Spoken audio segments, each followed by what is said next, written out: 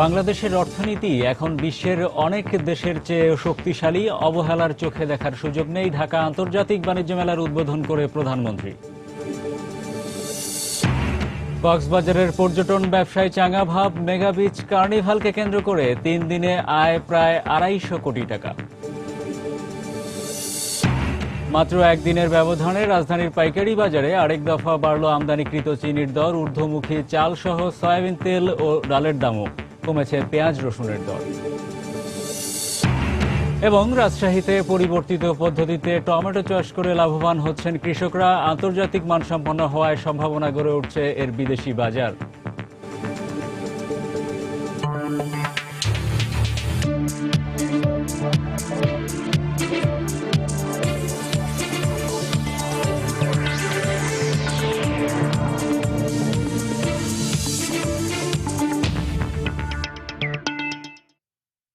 দেখছিলেন শিরোনাম। আমন্ত্রণ জানাচ্ছি দেশ ও দেশের বাইরের অর্থ বাণিজ্যের নানা খবর নিয়ে আমাদের নিয়মিত আয়োজন এ সময়ের বাণিজ্যে। আর আপনাদের সঙ্গে আছি আমি হরিপদ সাহা।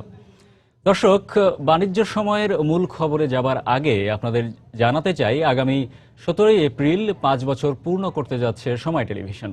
এ উপলক্ষে মাস জুড়ে দর্শকের কাছে সময়ের যাত্রার সব সংবাদ দল ঘুরে বেড়াবে দেশের প্রতিটি জেলা। জানবে সময় টেলিভিশন নিয়ে আপনাদের মতামত। দর্শকের কাছের যাত্রায় আজ উত্তরের জেলা দিনাজপুরে দর্শকদের সঙ্গে আছেন সহকর্মী মিজানুর রহমান খবির। আমরা এখন সরাসরি যোগ দিচ্ছি খবিরের সঙ্গে।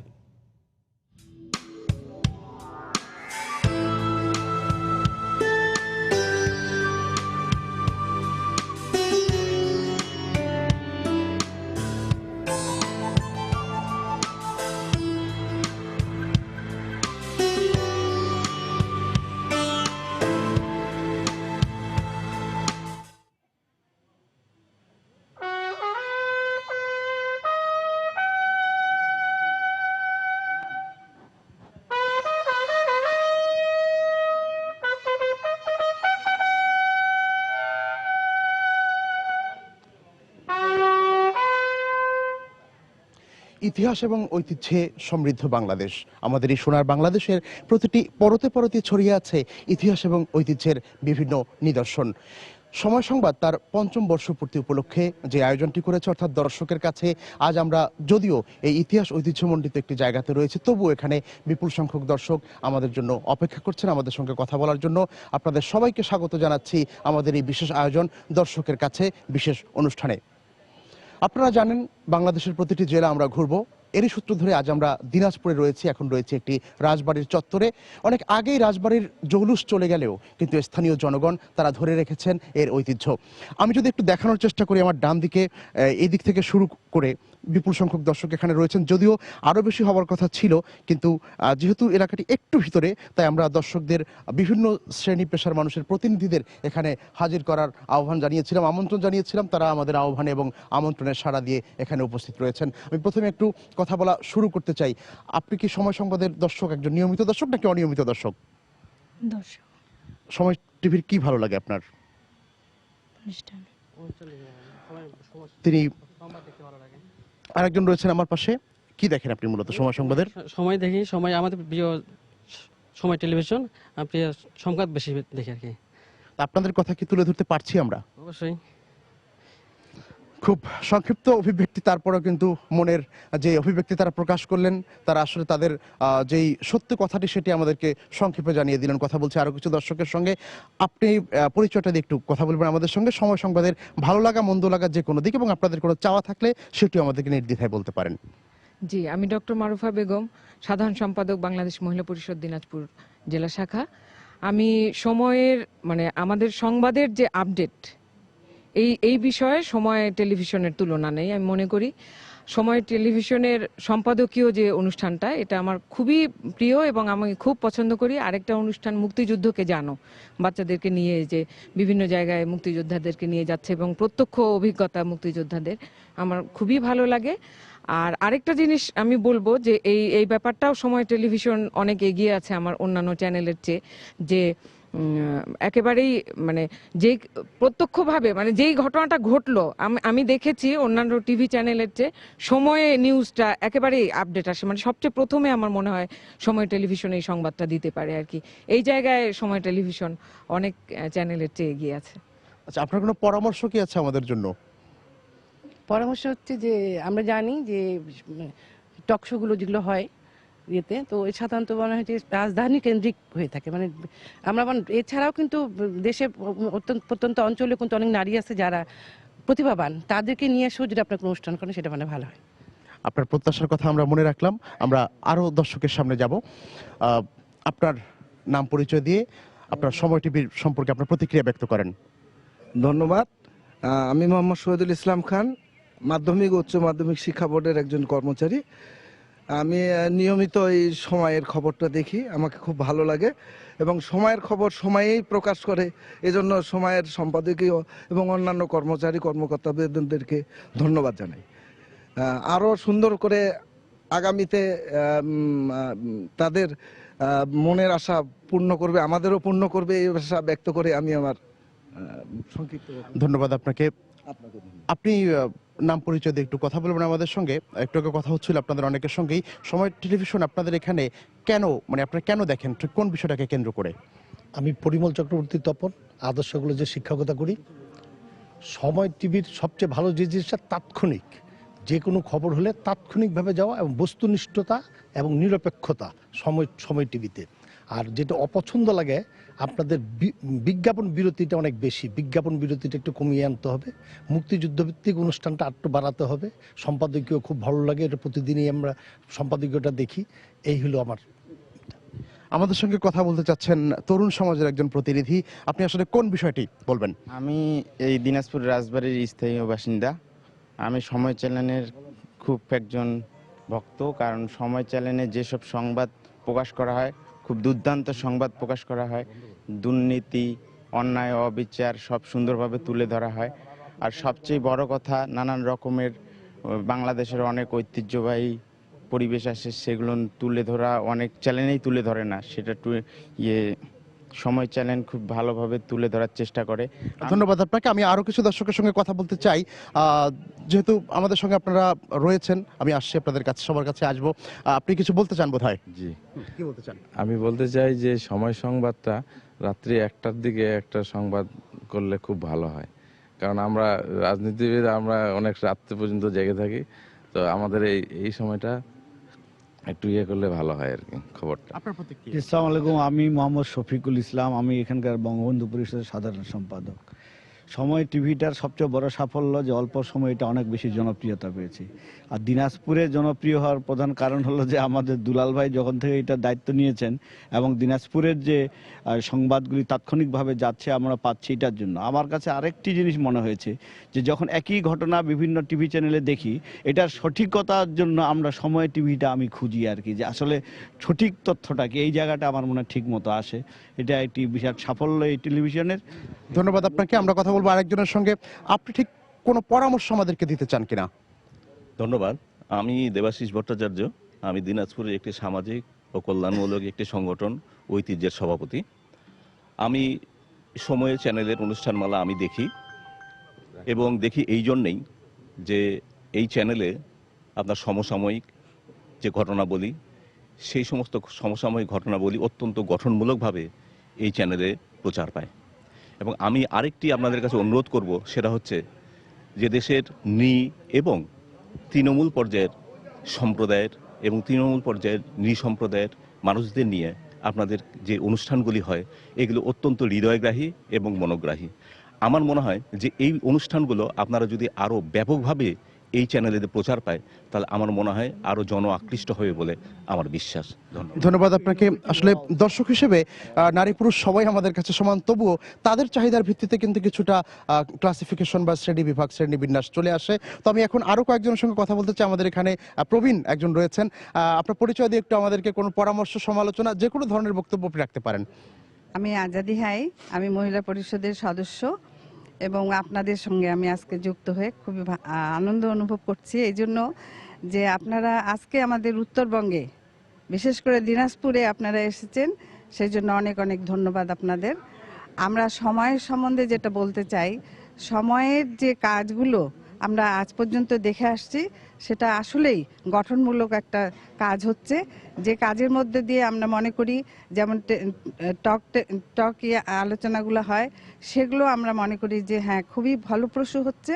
আমার মনে হয় এই জিনিসগুলোকে আরো বেশি করে করলে আমরা আরো বেশিভাবে উপকৃত হব। ধন্যবাদ আপনাকে। স্টার জলসা জি বাংলার ভিড়ে বাংলাদেশের চ্যানেল আপনারা দেখেন, এটা একটা প্রতিক্রিয়া আপনার কাছ থেকে শুনতে চাচ্ছি। আসলে আমি তো স্টার জলসা দেখি না, নিউজগুলোই দেখা হয় সম্ভবত, কিন্তু সময় টিভির নিউজগুলো আমি সবগুলোই দেখি এবং দিনাজপুরের যে নিউজগুলো প্রতিনিয়ত যে প্রচার হয় এগুলো আরও যেন সুন্দরভাবে প্রচার করা হয়, এটাই আমি আশা করব। এবং দিনাজপুরের যে নিউজগুলো সময় মতো প্রচার করা হয় এর জন্য দুলাল ভাইয়ের অবদান যথেষ্ট রয়েছে। আমরা তার সঙ্গে কথা বলবো, তবে আরেকটু বলতে চাই যে আমরা শুধু কিন্তু আমাদের প্রশংসা শুনতে এই জেলা সফরে আমরা কিন্তু বের হইনি, জেলাগুলোতে সফরে বের হয়েছি আমরা। আমাদের সমালোচনা এবং কঠোর সমালোচনা হোক আর মৃদু সমালোচনা হোক, মৃদু সমালোচনা হোক, যে কোনো সমালোচনা সহ্য করার জন্য আমরা এসেছি।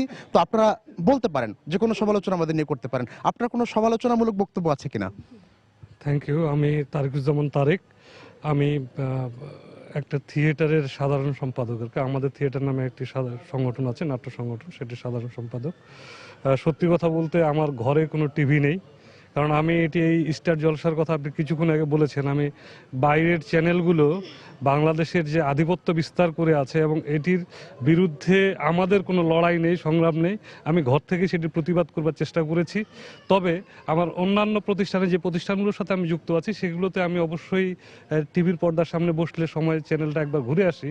এবং সেক্ষেত্রে গতবার বোধহয় মুক্তিযুদ্ধকে জানো নামে একটা ছোট্ট প্রোগ্রাম ছিল, ছোট না বেশ ব্যাপক প্রোগ্রাম ছিল, এবং সেই প্রোগ্রামটি আমরা যেভাবে দেখেছি আমাদের স্থানীয় মুক্তিযোদ্ধা সহ অন্যান্য ডিস্ট্রিক্টের মুক্তিযোদ্ধাদের নিয়ে যেভাবে প্রোগ্রামটি গোছানো হয়েছিল, ঠিক সেই আদলে যদি পরপর আরও অনেক চিন্তাভাবনা করা হয় এবং গবেষণা করে, আমি যেহেতু সংস্কৃতি কর্মী এবং থিয়েটার কর্মী, আমি মনে করি যে থিয়েটারের মধ্য দিয়েই যদি ওই জায়গাগুলোকে আবার তুলে আনা সম্ভব হয়, যারা আমরা স্থানীয়ভাবে লিখি। ধরেন যে গতবারে আমাদের অন্যতম মুক্তিযোদ্ধা দিনাজপুর শফিকুল হক ছুটুকে নিয়ে যেই এপিসোডটি হয়েছে, ওটি যদি আমাকে লিখতে দেওয়া হয়, আমি হয়তো ওটি আমরা আপনাদের অংশগ্রহণ অবশ্যই চাই। আপনার কোনো বক্তব্য আমরা পাবো কিনা? আমি মেইনলি বলবো মুক্তিযুদ্ধকে জানো, আমাদের যে প্রোগ্রামটি, এটি আমাদের যে প্রজন্ম তারা মুক্তিযুদ্ধ সম্পর্কে জানছে, এটা রেগুলারই প্রচার করা হচ্ছে। তার সাথে আমার একটি পরামর্শ আছে যে যারা বীর উত্তম, বীর বিক্রম, বীর প্রতীক, এরা কিন্তু আর বেশি দিন বাঁচবেন না। তো যারা বীর উত্তম, বীর বিক্রম, বীর প্রতীক, তাদের যদি সাক্ষাৎকার নেওয়া যায়, এরা কিন্তু সম্পদ আমাদের, তাদের যদি আলাদা করে সাক্ষাৎকার নেওয়া যায় এবং মুক্তিযুদ্ধ সম্পর্কে আমরা সেগুলো করছি, আসলে আমরা সেগুলো করছি। দর্শক, একটু অনাকাঙ্ক্ষিতভাবে আমাদেরকে শেষ করতে হচ্ছে, যেহেতু আমাদের খুব স্বল্প সময়ের জন্য আমরা এসেছি। আমাদের এই ডান দিকে বিপুল সংখ্যক দর্শক যারা ছিলেন, আমাদের গোলাম নবী দুলাল এবং মঞ্জিদ আলম শিমুল, তারাও ছিলেন। তাদের সঙ্গে আমরা কিন্তু খুব বেশি কথা বলতে পারিনি। আমি যদি গোলাম নবী দুলাল আপনাকে এক বাক্যে জানতে চাই, সময় সংবাদের কোন বিষয়টি আপনি মানে সংবাদ করতে গিয়ে কোন বিষয়টি আপনি বেশি গুরুত্ব দিচ্ছেন? সময় টেলিভিশনে কাজ করতে যে আমার মনে হয় যে প্রতিনিয়ত আমাকে চ্যালেঞ্জের মুখোমুখি হতে হয়। দিনাজপুরে আমরা দেখি যে সাম্প্রদায়িক কিছু ঘটনা, যেগুলো আপনার আমি বলবো যে জঙ্গিবাদ বা সাম্প্রদায়িক সম্পর্কিত, সেগুলো করতে যে আমাদের সবসময়, যেহেতু দিনাজপুর একটি বড় জেলা, বিভিন্ন জায়গায় আমাকে যেতে হয়, সেখানে যাওয়াটা আমাদের একটা সমস্যার ব্যাপার। এবং স্থানীয় লোকের অবশ্য সহযোগিতা আমরা পাই এই খবরগুলো করতে যেয়ে, এবং তাদের সহযোগিতার কারণে আমাকে বারবার সময় টেলিভিশনে এই খবরগুলো আমরা বেশি করে নিয়ে এসেছি। ধন্যবাদ আপনাকে গোলাম নবী দুলাল। দর্শক, আমরা এখন দিনাজপুরের রাজবাড়ি থেকে আপনাদের সকলের কাছ থেকে বিদায় নিচ্ছি। পরবর্তীতে আবার কোনো জেলায় দেখা হবে। সে পর্যন্ত সবাই ভালো, সুস্থ এবং সুন্দর থাকুন এবং অবশ্যই সঙ্গে থাকুন সময়ের।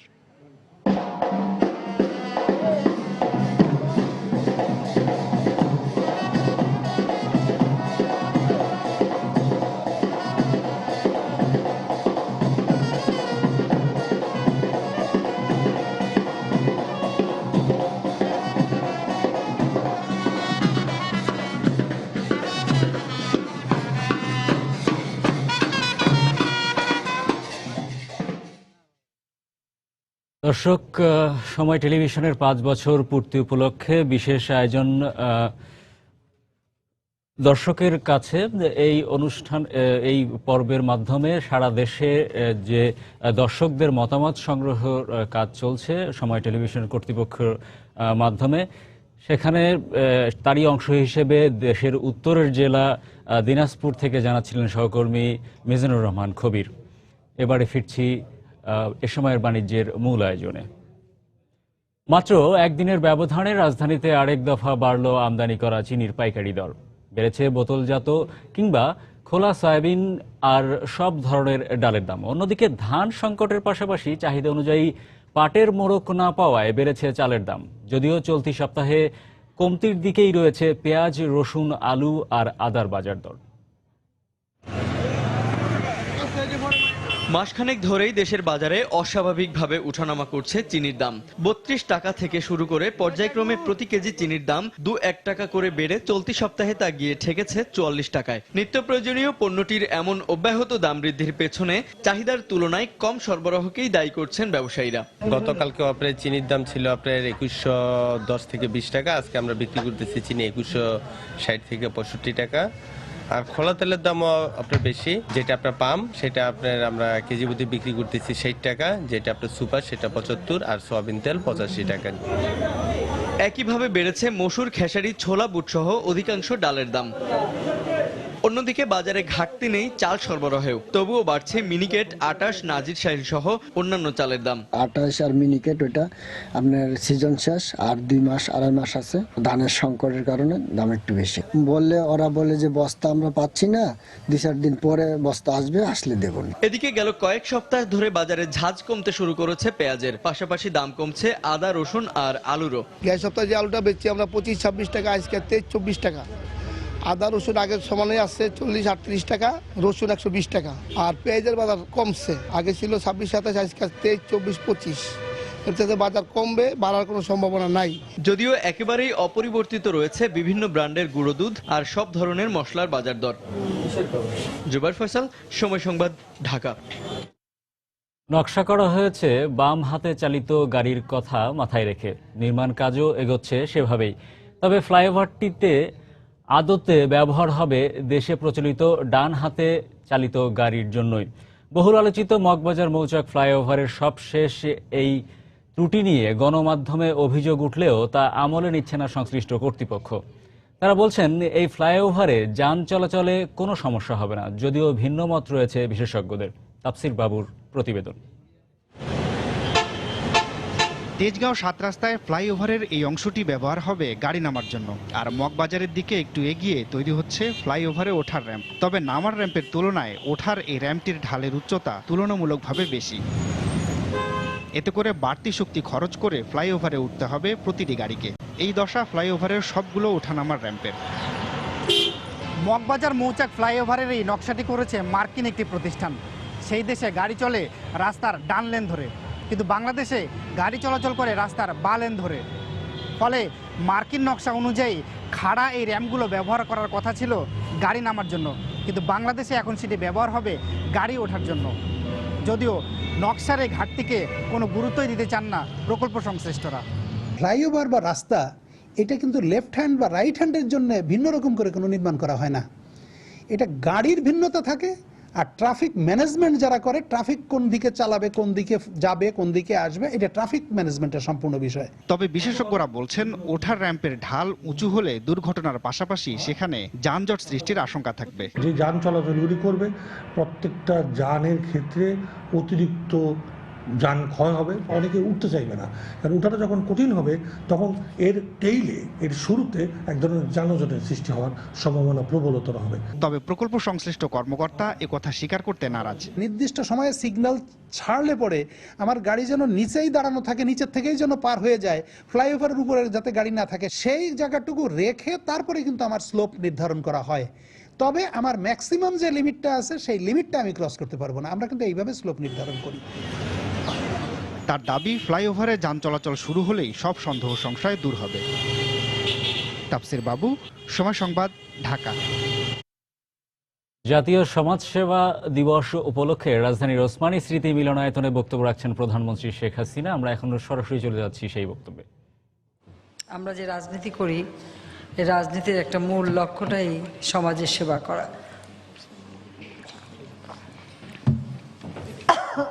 সরি, স্বাধীনতার পরপর আপনারা জানেন তখন একটা যুদ্ধ বিধ্বস্ত দেশ। সে সময় বাংলাদেশের অবস্থা অত্যন্ত করুণ ছিল, দরিদ্র অবস্থা। তার উপর দীর্ঘদিনের শোষণ যন্ত্রণা ভোগ করেছে দেশের মানুষ। আর 9 মাসে পাকিস্তানি হানাদার বাহিনীর অত্যাচার, নির্যাতন, বাড়িঘর পুড়িয়ে ফেলা, মানুষ হত্যা করা, গণহত্যা চালানো, মেয়েদের উপরে পাশবিক অত্যাচার করা, নানা ধরনের কর্মকাণ্ডে বহু মানুষ দেশ ছেড়ে বিদেশে আশ্রয় নিয়েছে এবং মানবেতর জীবন যাপন করেছে। প্রায় 3.5 কোটি মানুষ গৃহহারা হয়েছিল। এই একটা অবস্থার মধ্যে যখন জাতির পিতা বঙ্গবন্ধু শেখ মুজিবুর রহমান রাষ্ট্রীয় দায়িত্ব নেন, দেশ গড়ার কাজ শুরু করেন, তখনই তিনি এই সামাজিক পুনর্বাসনের পদক্ষেপ নিয়েছিলেন এবং তিনি আমাদের যে সংবিধান দিয়েছিলেন সেই সংবিধানেও সামাজিক নিরাপত্তার কথা তিনি বলেছিলেন। জাতির পিতা যখন 10ই জানুয়ারি ভাষণ দেন, সেই ভাষণে তার একটি কথা সবসময় আমি স্মরণ করি। তিনি বলেছিলেন, আমি কোট করছি, যে আমার জীবনের একমাত্র কামনা বাংলাদেশের মানুষ যেন তাদের খাদ্য পায়, আশ্রয় পায়, উন্নত জীবনের অধিকারী হয়, আনকোট। জাতির পিতার সারা জীবনের রাজনীতির এটাই ছিল লক্ষ্য, যে বাংলাদেশের মানুষের মৌলিক চাহিদাগুলি পূরণ করা। তাই আমাদের সংবিধানেও তিনি 72 সালে প্রথম যে সংবিধান দেন, সেই সংবিধানের 15 অনুচ্ছেদের ঘ ধারায় তিনি সামাজিক নিরাপত্তা বেষ্টনীর কথা বিশেষভাবে উল্লেখ করেছেন। পৃথিবীর খুব কম দেশেই আছে যেখানে এই সামাজিক নিরাপত্তার কথা তাদের সংবিধানে দেওয়া আছে, কিন্তু জাতির পিতা মানুষের যে মৌলিক চাহিদাগুলি, অন্ন, বস্ত্র, বাসস্থান, চিকিৎসা, শিক্ষা, সেই কথাগুলি কিন্তু এই সংবিধানে বলে গেছেন। কাজে এবারে যে প্রতিপাদ্য বিষয়টি গ্রহণ করেছে আমাদের এই সমাজসেবা অধিদপ্তর কার্যক্রমে, সেটা হচ্ছে সমাজসেবার প্রচেষ্টা এগিয়ে যাবে দেশটা। অত্যন্ত যুগোপযোগী এই প্রতিপাদ্য বিষয়।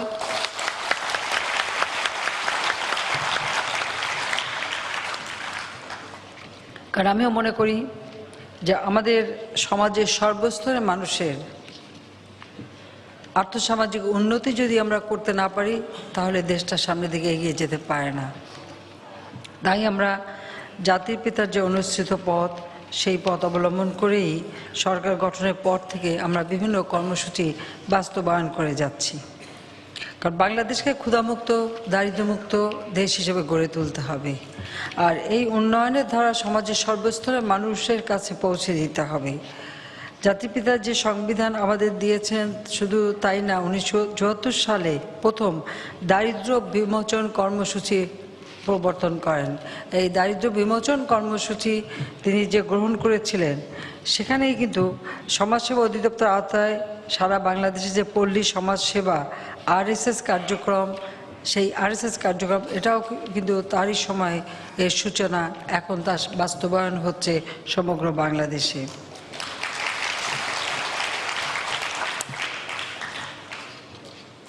তিনি সেই সাথে সাথে পল্লী মাতৃকেন্দ্র আর MC কার্যক্রম, শহরে যারা হতদরিদ্র, শহর সমাজ সেবা কার্যক্রম UCD, অসচ্ছল প্রতিবন্ধীর জন্য প্রতিবন্ধী পুনর্বাসন কার্যক্রম, পল্লীর দরিদ্র, ভূমিহীন, গৃহহীন, সহায় সম্বলের ছিন্নমূল মানুষ, তাদের জন্য তিনি প্রশিক্ষণের ব্যবস্থা, ক্ষুদ্র ঋণের ব্যবস্থা এবং গুচ্ছগ্রাম, যাদের একেবারে ভূমি নাই, ঘর নাই, বাড়ি নাই, তাদের জন্য গুচ্ছগ্রাম প্রকল্প তিনি প্রবর্তন করেন। এবং তার সময় এই পদক্ষেপটা নোয়াখালীর চর আলেকজান্ডার থেকে তিনি শুরু করেছিলেন এবং তখনকার যিনি সমাজ কল্যাণ বিষয়ক মন্ত্রী ছিলেন আব্দুর রব সানিয়াবাদ সাহেব, তিনি এটা উদ্বোধন করেছিলেন। কিন্তু আপনারা জানেন যে 1975 সালে 15ই আগস্ট জাতির পিতাকে যখন সপরিবারে হত্যা করা হয়, সেই আব্দুর রব সানিয়াবাদ সাহেবকে ওই একই দিনে হত্যা করা হয়েছিল, তার ছেলে, মেয়ে, তার নাতি সহ পরিবারের অধিকাংশ সদস্যকে। জাতীয় সমাজসেবা দিবস উপলক্ষে রাজধানীর ওসমানী স্মৃতি মিলনায়তনে বক্তব্য রাখছিলেন প্রধানমন্ত্রী শেখ হাসিনা। দেখছেন এ সময়ের বাণিজ্য, সঙ্গেই থাকুন। প্রধানমন্ত্রী শেখ হাসিনা বলেছেন, বাংলাদেশের অর্থনীতি এখন বিশ্বের অনেক দেশের তুলনায় শক্তিশালী। 2021 সালের মধ্যে রপ্তানি আয় $31 বিলিয়ন থেকে $60 বিলিয়ন উন্নীত করার লক্ষ্যে কাজ করছে সরকার। গতকাল বিকেলে রাজধানীর বঙ্গবন্ধু আন্তর্জাতিক সম্মেলন কেন্দ্রে ঢাকা আন্তর্জাতিক বাণিজ্য মেলার উদ্বোধনী অনুষ্ঠানে বক্তব্য রাখেন তিনি। এ সময় প্রধানমন্ত্রী বলেন, বাংলাদেশ বিভিন্ন ক্ষেত্রে এখন একটি সম্ভাবনাময় দেশ। তিনি বলেন, ব্যবসা বাণিজ্য বহুমুখীকরণের মাধ্যমে দেশের অর্থনীতিকে আরও গতিশীল করতে হবে। বাংলাদেশ সহ 22টি দেশের অংশগ্রহণে শুরু হলো ঢাকা আন্তর্জাতিক বাণিজ্য মেলা। 550-র মতো প্যাভিলিয়ন আর স্টলে দেশি বিদেশি ব্যবসায়ীদের সুযোগ হবে পণ্যের মান যাচাই আর নতুন বাজারে নিজেদের পণ্য উপস্থাপনের। মাসব্যাপী এই মেলার উদ্বোধন করে প্রধানমন্ত্রী শেখ হাসিনা গুরুত্ব আরোপ করলেন পণ্যের বহুমুখীকরণের ওপর। তাগিদ দিলেন বিশ্ববাজারে বাংলাদেশি পণ্যের নিজস্ব ব্র্যান্ড ভ্যালু বাড়ানোর। কোন কোন ধরনের পণ্যের কোথায় কোথায় কি বাজার আছে সেটা খুঁজে বের করা, সেই ধরনের পণ্য উৎপাদন করা এবং সেইভাবে আমরা রপ্তানি করব। আর আমার দেশের ভিতরেও বাজার সৃষ্টি হচ্ছে, কারণ যেহেতু আমার দারিদ্র্য হ্রাস পাচ্ছে, আমার গ্রামের অর্থনীতি চাঙ্গা হচ্ছে, গ্রামের মানুষের ক্রয় ক্ষমতা বাড়ছে। আমাদের লক্ষ্য হচ্ছে যে আমাদের রপ্তানি আমরা এখন যেমন 31 বিলিয়ন, এটাকে আরও 60 বিলিয়নে আমরা উন্নীত করব। শেখ হাসিনা বলেন, তার সরকারের দূরদর্শিতার কারণে বিশ্ব অর্থনৈতিক মন্দায়ও গতিশীল ছিল বাংলাদেশের অর্থনীতি। বাংলাদেশকে যারা এক সময় একটু করুণার চোখে দেখত, এখন তারা প্রশংসা করে। কারণ প্রশংসা করতে তারা বাধ্য হয়েছে, এটা আমাদেরই কর্মদক্ষতার ফলে। উন্নয়নশীল দেশের মধ্যে বাংলাদেশের অবস্থানটাকে এখন অনেক একটা ভালো অবস্থানে আছে। বিশ্বের বহু উন্নত দেশের তুলনায়ও বাংলাদেশ কিন্তু ভালো করছে। আমি এখানে ব্যবসা করতে আসিনি, আমি দেশের উন্নয়নের জন্য কাজ করতে এসেছি। ব্যবসায়ীদের জন্য আমরা সুযোগ সৃষ্টি করে দিতে এসেছি। প্রধানমন্ত্রী বলেন, গত 7 বছরে দেশের প্রবৃদ্ধি বেড়েছে, আর প্রবৃদ্ধির হারের চেয়ে কমে এসেছে মূল্যস্ফীতির হার। তিনি বলেন, এই দুইয়ের মধ্যে ব্যবধান আরও বাড়াতে কাজ করছে সরকার। বাংলাদেশ আরও এগিয়ে যাবে। শাহ আলী জয়, সময় সংবাদ, ঢাকা। তৈরি হয় 31তম ঢাকা আন্তর্জাতিক বাণিজ্য মেলার দ্বিতীয় দিন আজ। এ মুহূর্তে রাজধানীর শেরেবাংলা নগরে মেলা প্রাঙ্গণে রয়েছেন সহকর্মী হাজেরা শিউলি। বিস্তারিত জানতে সরাসরি যোগ দিচ্ছি তার সঙ্গে। হরিপদ গতকাল শুক্রবার বিকেলে আনুষ্ঠানিকভাবে মেলা উদ্বোধন করেন প্রধানমন্ত্রী শেখ হাসিনা এবং সন্ধ্যার পরে সর্বসাধারণের জন্য এই বাণিজ্য মেলা উন্মুক্ত করে দেওয়া হয় এবং আজকে মেলার দ্বিতীয় দিন চলছে। এখানে একটি বিষয় জানিয়ে রাখি যে আপনারা জানেন যে প্রথম দিকে মেলার শুরুতে ক্রেতার সমাগম কিছুটা কম থাকে, তবে আজকে ছুটির দিন হওয়ায় অনেকেই পরিবার পরিজন নিয়ে মেলা প্রাঙ্গণে ঘুরতে এসেছেন এবং কেনাকাটাও কিছুটা শুরু হয়েছে এবং আমরা দেখতে পেয়েছি বিশেষ করে গৃহস্থালী সামগ্রী এবং প্রযুক্তি পণ্য এবং লেডিস আইটেমের দোকানগুলোতে বেশি ক্রেতা সমাগম দেখা গেছে এবং স্কুল শিক্ষার্থীরা অনেকে এসেছে। তাদের যেহেতু এখন বছরের প্রথম দিকে মাত্র ক্লাস শুরু হয়েছে, তাদের পড়াশোনার চাপ খুব একটা নেই, তাই তারা অনেকে ঘুরতে এসেছে। তবে এখনও কিন্তু আপনাকে জানিয়ে রাখি যে অনেক স্টলই তাদের শেষ মুহূর্তের কাজে বাকি আছে এবং এবার মেলায় প্রায় 22টি দেশে, বাংলাদেশও 22টি দেশে অংশগ্রহণ করেছে এবং 5টি মহাদেশের নতুন 7টি দেশে এবার মেলায় অংশ নিয়েছে এবং দিন দিন কিন্তু এই আন্তর্জাতিক বাণিজ্য মেলার ব্যক্তি বাড়ছে এবং আপনারা জানেন যে এই মেলায় কিন্তু আমাদের দেশীয় উদ্যোক্তারা বিশেষ করে মাঝারি, ক্ষুদ্র এবং বড় সব ধরনের শিল্প প্রতিষ্ঠানই তাদের পণ্যগুলো প্রদর্শন এবং প্রচারের বেশ সুযোগ পেয়ে থাকে এবং এখানে যেহেতু বিশ্বের মার্কিন যুক্তরাষ্ট্র, অস্ট্রেলিয়া, সিঙ্গাপুর, থাইল্যান্ড, চীন, এশিয়া এবং অস্ট্রেলিয়া এবং বিভিন্ন মহাদেশের অনেকগুলো দেশে অংশ নেয়, সে কারণেই আমাদের দেশীয় উদ্যোক্তাদের একটি সুযোগ থাকে তাদের অভিজ্ঞতা বিনিময়ের এবং তাদের রপ্তানি পণ্য নতুন মার্কেট ধরার একটা সুযোগ থাকে।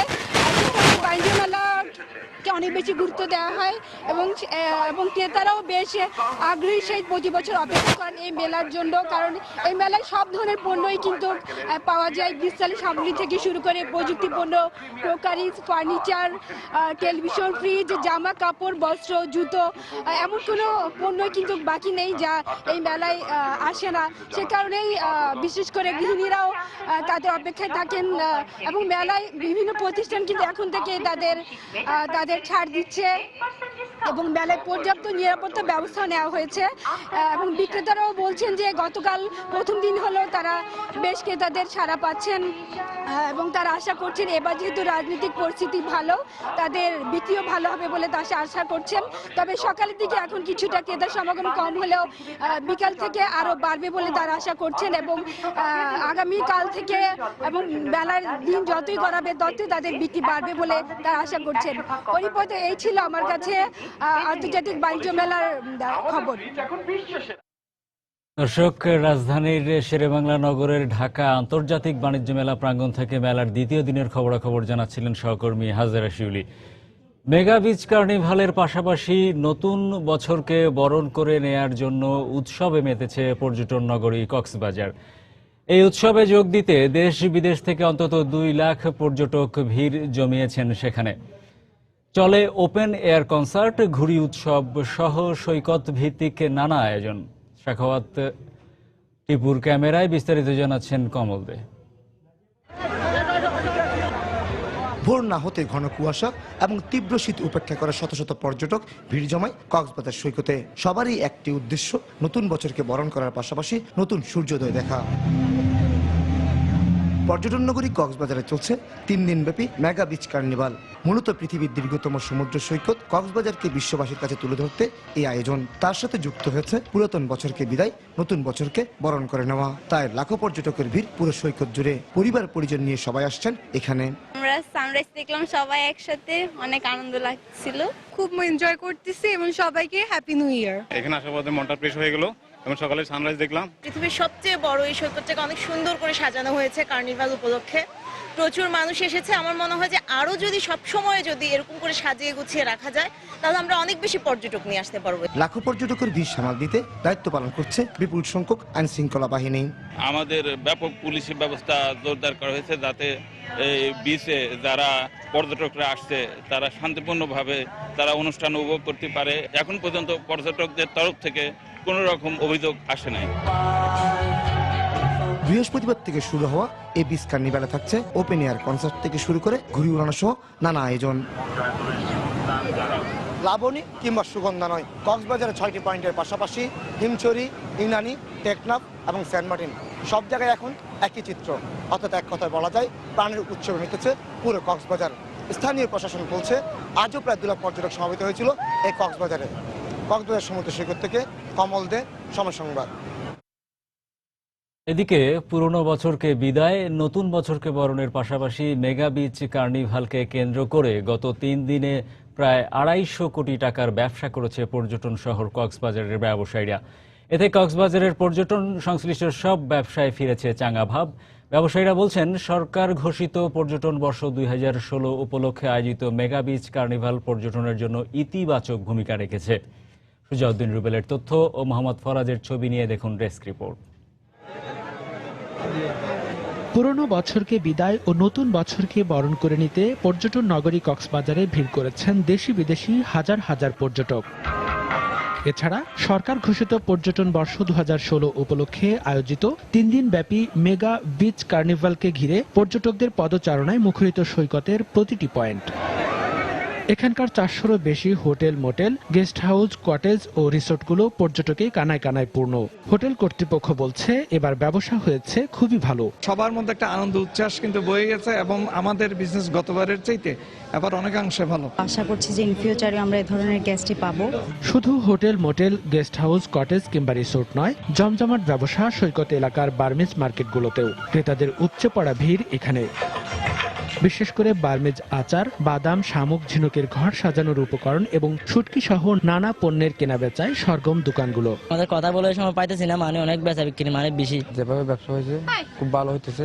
রিসোর্ট মালিক ও ব্যবসায়ী সমিতির নেতারা বলছেন, গত 3 দিনে কক্সবাজারে পর্যটন সংশ্লিষ্ট খাতে প্রায় 250 কোটি টাকার ব্যবসা হয়েছে। মেগাবিজ, কার্নিভাল ও 31 নাইটে আমরা যারা ব্যবসায়ী বিন্দু আছি, আমরা ভালো ব্যবসা করতেছি। যে উৎসবটা হয়েছে এটা পর্যটনের জন্য খুবই ইতিবাচক। পর্যটন সংশ্লিষ্ট ব্যবসায়ীরা বলছেন, বিশ্বের দীর্ঘ সমুদ্র সৈকত কক্সবাজার ও প্রবাল দ্বীপ সেন্ট মার্টিনে গত কয়েকদিনে বেড়াতে এসেছেন 3 লাখেরও বেশি পর্যটক।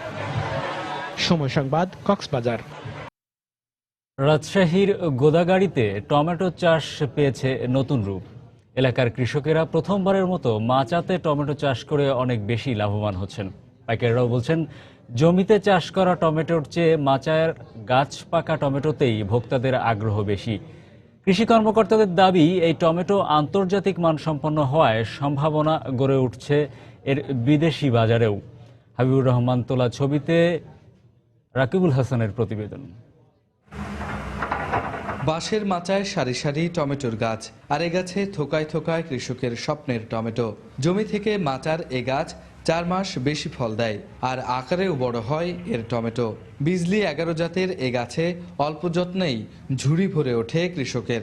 জমির টমেটোর যখন শেষ সময়, তখন এ বাগান থেকে প্রতি বিঘায় কৃষক টমেটো তুলছে 6 থেকে 7 মণ। এর ফলন আর মূল্যে আশাবাদী কৃষক। আগে আমরা যে টমেটোটা চাষ করতাম ওটার ফলনও কম এবং বাজারে চাহিদা ছিল না। এটা আমরা গাছেই পাকে এবং দীর্ঘদিন যাবৎ ফল পাওয়া যায়। ফলন বেশি, আবার দামও বেশি, খাইতেও ভালো। গেল বছর খুচরা বাজারে রাসায়নিক স্প্রে করা টমেটোর দাম পায়নি পাইকাররাও, তাই ভালো দামের প্রত্যাশায় মাচার টমেটোতে আগ্রহ দেখাচ্ছেন তারা। বাগানের টমেটোগুলি আগে বিক্রি হয়, কারণ ওটা গাছ পাকা, এজন্য ওটা কাস্টমার বেশি ধরে। শহরে যারা কিনা খায় তারা এটা টানে, আর যে ছোট মালটা আসে এই মালটা টানে না। আর গাছ পাকা টমেটোর গুণগত মান ভালো হওয়ায় কৃষককে এর চাষে উদ্বুদ্ধ করছে কৃষি বিভাগ। দিন দিন যদি গ্রহণযোগ্যতা বাড়ে, তাহলে এটা আমরা আন্তর্জাতিক মানের ফল উৎপাদন করতেও সক্ষম হব। আমাদের যা যা সহায়তা চাষি ভাইকে দেয়ার, আমরা সেটা কৃষি সম্প্রসারণ অধিদপ্তরের পক্ষ থেকে দিয়ে যাচ্ছি। এবছর গোদাগাড়িতে সনাতন পদ্ধতিতে 2500 হেক্টর জমিতে টমেটো চাষ করা হয়েছে। প্রতিমণ টমেটোতে কৃষক দাম পাচ্ছে 600 থেকে 700 টাকা, অথচ মাচার টমেটো বিক্রি হচ্ছে মণ প্রতি 1400 থেকে 1600 টাকায়। রাকিবুল হাসান, সময় সংবাদ, রাজশাহী। এবার গেল সপ্তাহের শেয়ার বাজারের খবর। সূচক ও লেনদেনের নিম্নমুখী প্রবণতায় শুরু হয় ঢাকা স্টক এক্সচেঞ্জের গেল সপ্তাহের কার্যক্রম। সূচক ও লেনদেনের ওঠানামা অব্যাহত ছিল পুরো সপ্তাহ জুড়েই। তবে সপ্তাহ শেষে বাড়ে সূচক এবং লেনদেনের পরিমাণ। সপ্তাহ ব্যবধানে লেনদেন বাড়ে 101 কোটি 8 লাখ টাকা, আর সূচক বাড়ে 27 পয়েন্ট। গেল সপ্তাহের প্রথম কার্যদিবস রোববার ডিএসসিতে লেনদেন হয় 333 কোটি 31 লাখ টাকা, যা এর আগের সপ্তাহের শেষ কার্যদিবসের চেয়ে 96 কোটি 6 লাখ টাকা কম। লেনদেনের পরিমাণ পুরো সপ্তাহের মধ্যে সর্বনিম্ন। এদিন সূচক ছিল 4602 পয়েন্ট। দ্বিতীয় কার্যদিবসে লেনদেন বেড়ে 400 কোটির ঘরে পৌঁছায়, তবে কিছুটা কমে যায় সূচক। তৃতীয় কার্যদিবসে লেনদেন কমে আবারও 300 কোটির ঘরে পৌঁছায়। লেনদেন হয় 390 কোটি 23 লাখ টাকা। এদিন সূচক ছিল 4596 পয়েন্ট। চতুর্থ কার্যদিবসে সূচক কিছুটা বাড়লেও আবারও কমে লেনদেনের পরিমাণ। পঞ্চম এবং শেষ কার্যদিবসে লেনদেন কিছুটা বেড়ে দাঁড়ায় 434 কোটি 39 লাখ টাকায়। সেই সাথে সূচক বেড়ে দাঁড়ায় 4629 পয়েন্টে। লেনদেনের পরিমাণ এবং সূচক পুরো সপ্তাহের মধ্যে সর্বোচ্চ। গেল সপ্তাহে লেনদেন হওয়া প্রতিষ্ঠানগুলোর মধ্যে 133টি প্রতিষ্ঠানের শেয়ারের দাম বেড়েছে, কমেছে 141টির এবং অপরিবর্তিত ছিল 50টি প্রতিষ্ঠানের শেয়ারের দাম। গেল সপ্তাহে শেয়ারের দাম বাড়া প্রতিষ্ঠানগুলোর মধ্যে শীর্ষে ছিল Munnu ceramic, Anwar galvanizing, Kashem dry cells, prime textile ও অগ্রণী ইন্স্যুরেন্স। অন্যদিকে সবচেয়ে বেশি দাম কমা প্রতিষ্ঠানগুলোর মধ্যে ছিল Keya cosmetics, Samata leather complex limited, LR global Bangladesh mutual fund 1, western marine shipyard limited ও Jamuna oil. AG Mahmud, Somoy Sangbad, Dhaka. US Bangla airlines new year cup golf tournament 2016 বিজয়ীদের পুরস্কার দেয়া হয়েছে। এ উপলক্ষে গত বৃহস্পতিবার সন্ধ্যায় আর্মি গলফ ক্লাবে এক অনুষ্ঠানের আয়োজন করা হয়। পুরস্কার হিসেবে টুর্নামেন্টের উইনারকে ঢাকা, নিউ ইয়র্ক, ঢাকা ও বেস্ট গ্রেসকে ঢাকা, সুইজারল্যান্ড, ঢাকা বিমান টিকিট দেয়া হয়। এ সময় উপস্থিত ছিলেন ইউএস বাংলা এয়ারলাইন্সের ব্যবস্থাপনা পরিচালক মোহাম্মদ আবদুল্লাহ আল মামুন সহ প্রতিষ্ঠানটির ঊর্ধ্বতন কর্মকর্তারা। এর আগে গত 24 ডিসেম্বর শুরু হওয়া 3 দিনব্যাপী এই টুর্নামেন্টে দেশের 7 শতাধিক গলফার অংশ নেয়। এবারে দেশের বাইরের অর্থ বাণিজ্যের খবর। কঠোর নিয়মনীতি, দুর্বল আর্থিক প্রবৃদ্ধি, কর্মী ছাঁটাই এবং উন্নত প্রযুক্তির কারণে 2016 সালে বিশ্বের ব্যাংকগুলোর মুনাফা অর্জন বেশ কঠিন হয়ে পড়বে বলে মনে করছেন মুদ্রাবাজার বিশ্লেষকরা। এজন্য 2016 সালের পুরো সময়টাই বাধ্য হয়ে সঞ্চয় খুঁজতে হতে পারে ইউরোপের ব্যাংকগুলোকে। পাশাপাশি খরচ কমাতে কর্মী ছাঁটাই কার্যক্রম অব্যাহত রাখতে হতে পারে বলেও মনে করেন তারা। 2007 থেকে 2009 সালের মন্দার পর গেল 3 বছরে অন্তত 1,30,000 কর্মী ছাঁটাই করেছে বিশ্বের বিভিন্ন ব্যাংক। এর মধ্যে খরচ কমাতে 2013 এবং 2014 সালে অন্তত 78,000 কর্মী ছাঁটাই করেছে ইউরোপের অন্তত 18টি ব্যাংক। একই সময়ে বৃহত্তম 6টি ব্যাংক থেকে 7.3% কর্মী ছাঁটাই করেছে যুক্তরাষ্ট্র। ইউরোপের মন্দা আর যুক্তরাষ্ট্রের ব্যাংকগুলোর কম মুনাফা অর্জনের কারণে এ ধারা অব্যাহত ছিল 2015 সালেও। বছরের শেষার্ধে কর্মী ছাঁটাই করেছে এইচএসবিসি এবং স্ট্যান্ডার্ড ব্যাংক। শেষের দিকে ডয়েচ ব্যাংকের সাথে যৌথ উদ্যোগে 9,000 কর্মী ছাঁটাই করেছে র্যাবো ব্যাংক। উন্নত প্রযুক্তির বহুল ব্যবহারই কর্মী ছাঁটাইয়ের অন্যতম কারণ হিসেবে দেখছেন বিশ্লেষকরা। পরিবেশটাই স্বল্প সুদে কার্যক্রম পরিচালনার, এটা ব্যাংকের মুনাফা অর্জনের সময় নয়। কিন্তু ইউরোপের অবস্থা আরো শোচনীয়। এখানে মন্দঋণের পরিমাণ বেশি, তাই মুনাফা অর্জন এত সহজ নয়। এজন্যই ব্যাংকগুলো খরচ কমাতেই ব্যস্ত। তার উপর প্রযুক্তির ব্যবহারের কারণে অধিক জনবলের প্রয়োজন না পড়ায় এখন তারা কর্মী ছাঁটাই করছে গণহারে। পরিবেশ যখন মুনাফা অর্জনের প্রতিকূলে, তখনই যুক্তরাষ্ট্রের কেন্দ্রীয় ব্যাংক ফেডারেল রিজার্ভের সুদের হার বাড়ানোর সিদ্ধান্ত আরো বিপাকে ফেলেছে বিনিয়োগকারীদের। এ কারণে কমেছে ব্যাংক থেকে ঋণ নেওয়ার পরিমাণ। ফেডের আরো 4 বছর পর সুদের হার বাড়ানো উচিত ছিল। তখন ব্যাংক থেকে ঋণ নেওয়ার পরিমাণও বাড়ত, কারণ আগামী 18 থেকে 24 মাসের মধ্যেই অর্থনীতি ব্যাংকিং ব্যবস্থার অনুকূলে আসবে। তখন যুক্তরাষ্ট্র কিংবা ইউরোপ সব অঞ্চলের ব্যাংকই মুনাফা অর্জন করতে পারত। তবে বিনিয়োগ কমায় এবং মুনাফার পরিবর্তে লোকসান হওয়ায় এশিয়া আর ইউরোপের অনেক ব্যাংক সর্বোচ্চ 20% পর্যন্ত খরচ কমানোর জন্য 2016 সালেও কর্মী ছাঁটাই কার্যক্রম অব্যাহত রাখবে বলে মনে করছে যুক্তরাষ্ট্রের বৃহত্তম ব্যাংকগুলো। আর প্রযুক্তির প্রসারের কারণে আগামী 1 দশকে বিশ্বের বিভিন্ন ব্যাংক অর্ধেক কর্মী ছাঁটাই করে দেবে বলেও আশঙ্কা করা হচ্ছে। ঈশিতা ব্রহ্ম, সময় সংবাদ। 2015-তে রাশিয়ার মূল্যস্ফীতি পৌঁছেছে প্রায় 13%, যা 2008-এর মন্দার পর সর্বোচ্চ। রুশ ফেডারেল পরিসংখ্যান ব্যুরো এ তথ্য জানিয়েছে। 2008 ছাড়াও গত 15 বছরে রাশিয়ার মূল্যস্ফীতি সবচেয়ে বেশি বেড়েছিল 2001 এবং 2002-এ। দেশটির অর্থ মন্ত্রণালয়ের পক্ষ থেকে বলা হচ্ছে 2016-তে মূল্যস্ফীতি কমে 6 থেকে 7% নেমে আসবে। তবে সবকিছুই নির্ভর করছে বিশ্ববাজারে জ্বালানি তেলের দাম নির্ধারণের ওপর।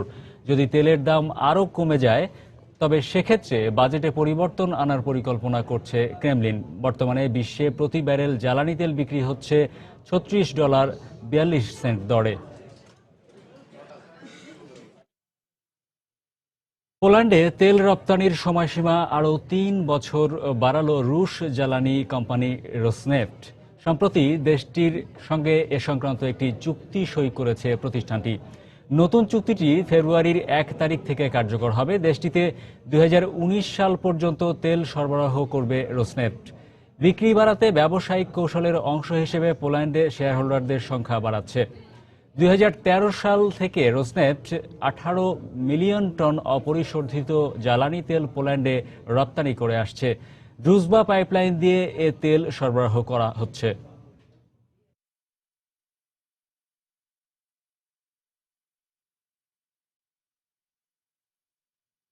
আবারও জানিয়ে দিচ্ছি এ সময়ের বাণিজ্যের শিরোনামগুলো।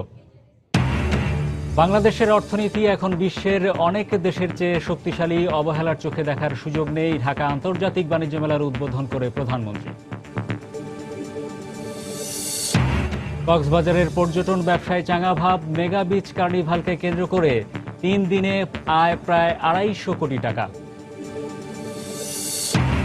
মাত্র একদিনের ব্যবধানে রাজধানীর পাইকারি বাজারে আরেক দফা বাড়ল আমদানিকৃত চিনির দর। ঊর্ধ্বমুখী চাল সহ সয়াবিন তেল ও ডালের দামও কমেছে পেঁয়াজ ও রসুনের দর। এবং রাজশাহীতে পরিবর্তিত পদ্ধতিতে টমেটো চাষ করে লাভবান হচ্ছেন কৃষকরা। আন্তর্জাতিক মানসম্পন্ন হওয়ায় সম্ভাবনা গড়ে উঠছে এর বিদেশি বাজার।